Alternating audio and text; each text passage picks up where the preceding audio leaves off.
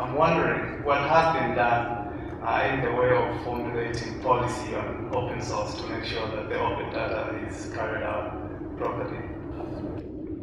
Is there any policy that has been established from a governmental perspective on open source? The answer is no. And I'll qualify that and say not to my knowledge. Has white papers been done with regards to open source and the benefits that can accrue? The answer is yes, and those are still being deliberated. There does not seem to be any impetus to really bringing it to some logical end. But it's interesting that within some of the government ministries, there are people who are very keen on open source as a way to move forward. But as I said, no policy has been established. I know that you have done so many things in GIS for Trinidad and Tobago, to a certain extent for some of the countries in the region. I would like to find out from you whether you have any plans to expand this.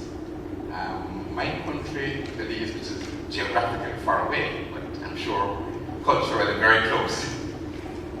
When I was there recently, there was a lot of effort to enhance GIS, to make GIS more active and more useful.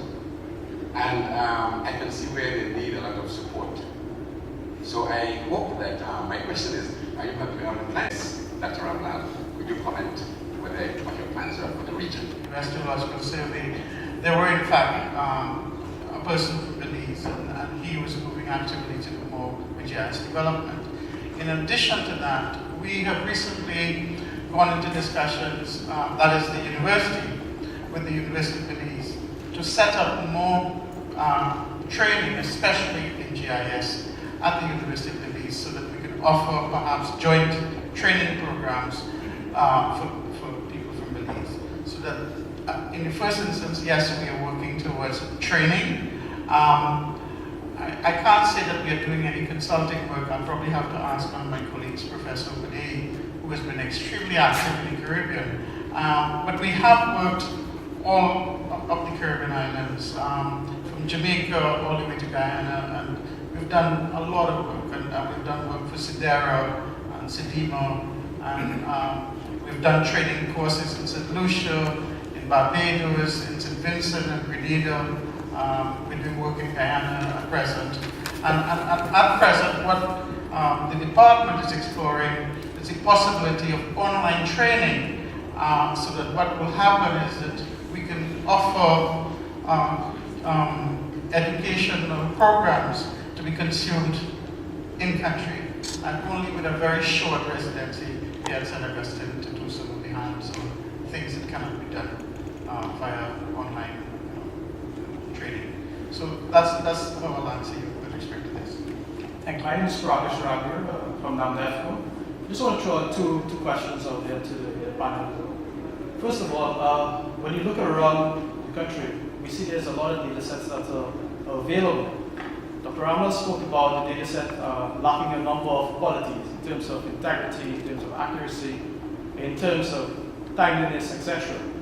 What strategies are afoot in terms of trying to find mechanisms by which we can start cleaning up the data sets that are available in the first place? Secondly, if we are talking open data, we're talking about putting data outside to the public, we must ensure that the building blocks that we put outside is accurate, or else, at the end of the day, the general public is going to lose faith, and they will be circumspect of the data we put out in the future.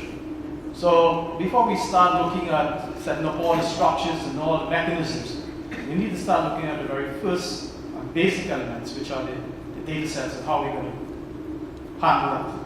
Any comments? From the university is that we have invited stakeholders from most of the ministry agencies that I listed to form a national data committee, if you like. And the first thing we've started to work on was metadata standard. Some kind of standard that we can use to document metadata. Now, with respect to the other thing, and it's early days at this stage, so we haven't gotten very far yet. We're now finalizing a draft standard, and of course that has to be adopted by all the agencies before we move forward. But in response to accurate data, what how we treat with it is not, you know, you can't, data quality is almost like beauties in the eyes of the beholder. Data quality has to do with documenting whatever the accuracy is, whatever the currency is, you document that. And then someone must look at that and see if it's fit for purpose. And they will know, you have to tell them whether it's appropriate for their use.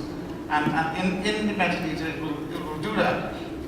Because really you can't be everything to everyone. And some people will look at the data and say, well, this is rubbish. And somebody else will look at it and say, oh, this is wonderful, this is appropriate for me. And that's the approach that we're using, rather than trying to meet a very robust set of accuracy specifications to satisfy everyone. So that would be how we are approaching it.